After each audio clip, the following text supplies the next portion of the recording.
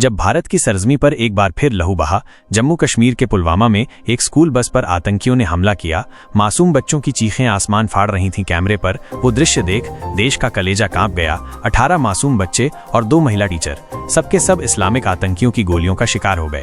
देश भर में आक्रोश फूट पड़ा। संसद में चीखें थीं, सोशल मीडिया पर आग थी और सेना के भीतर एक बेचैनी, एक इंतजार कि कब आदेश मिले और कब दुश्मन को मिट्टी में मिला दिया जाए।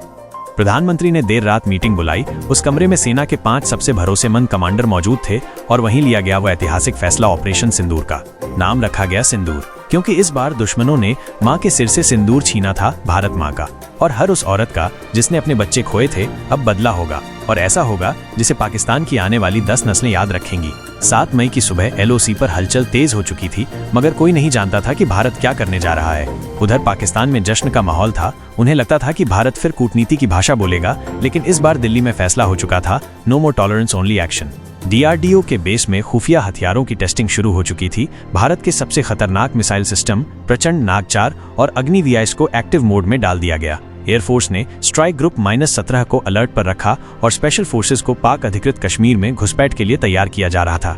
इंटेलिजेंस से पक्की जानकारी मिली हमलावर जैश-ए-मोहम्मद के थे और उन्हें इसी और पाकिस्तानी सेना की खुली मदद मिली थी। भारत ने अब सिर्फ आतंकी कैंप्स नहीं, सेना की उन पोस्ट्स को भी निशाने पर लेने का फैसला किया जो आतंक को जन्म दे रही थीं। ऑपरेशन सिंदूर अब एक काउंटर टेरर ऑपरेशन नहीं रहा, ये अब एक प्री-वॉर सर्जिकल स्ट्राइक बन चुका था, जिसमें पाकिस्तान की रगों में घुसकर जहर निकालना था। 7 मई की रात 1:35 AM LOC के पार से पहली आवाज आती है। F-35 स्टील्थ जेट्स ने LOC के पार जाकर खैबर कैंप को ध्वस्त कर दिया। वहां जैश-ए-मोहम्मद के 38 आतंकी ट्रेनिंग ले रहे थे। बंकर समेत सब खाक कर दिए गए। लेकिन ये तो बस शुरुआत थी। रात के 2:15 भारत के 9 पैरा स्पेशल कमांडो, जो पिछले 72 घंटे से LOC पार कर चुके थे, सीधे बालाकोट के पास एक गुप्त कैंप में घुसते हैं। कैमरे में रिकॉर्ड होती है आतंकी कमांडर की चीख, हिंदुस्तानियों ने हमला कर दिया।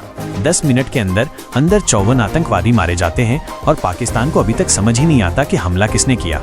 रावलपिंडी के GHQ में हड़कंप मच गया। इसी के चीफ ने जनरल को फोन किया। इंडिया ने सीधी जंग शुरू कर दी है। लेकिन असली झटका तो अब बाकी था। 7 मई को भारत ने वो किया जो अब तक केवल कल्पना थी। भारतीय नौसेना के INS चक्रा और INS अरिहंत कराची पोर्ट के करीब पहुंचे और समुद्र के भीतर से ऑपरेशन वरुण को अंजाम दिया। 3 टॉर्पीडो मिसाइलें कराची के पास हथियार डिपो, एक गुप्त सबमरीन बेस और एक जहाजरानी ठिकाने को उड़ा देती हैं। इधर पंजाब सेक्टर में भारत के टैंक रेजिमेंट ने पाकिस्तानी पोस्ट्स पर सीधा हमला किया। भारत ने पहली बार LOC के पार जाकर आधिकारिक सैन्य कार्रवाई की और पाकिस्तान की 3 फॉरवर्ड पोस्ट पर कब्जा कर लिया। ये संदेश साफ था, हम सिर्फ जवाब नहीं देंगे, हम खत्म कर देंगे। इसी दौरान इंडियन साइबर सेल ने पाकिस्तानी रडार सिस्टम को हैक कर दिया। एयरफोर्स की सुखोई और रफाल जेट्स ने मुजफ्फराबाद, चाकोठी और केल सेक्टर्स को घेर लिया। पाकिस्तान की मिसाइलें, फेल कम्युनिकेशन, ब्लैकआउट और डर, ऐसा कि पाकिस्तान ने UN को SOS भेजा।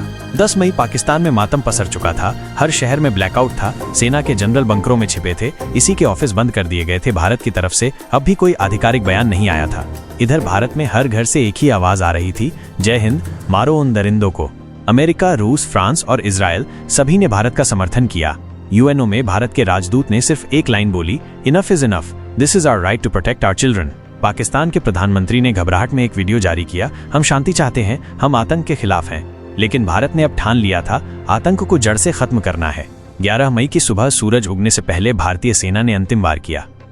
POK के कोहिस्तानी रीजन में छिपा जैश-ए-मोहम्मद का सुप्रीम लीडर अबू हमजा, जो बच्चों की हत्या का मास्टरमाइंड था, उसे 18 मिनट की लाइव कार्रवाई में ढेर कर दिया गया।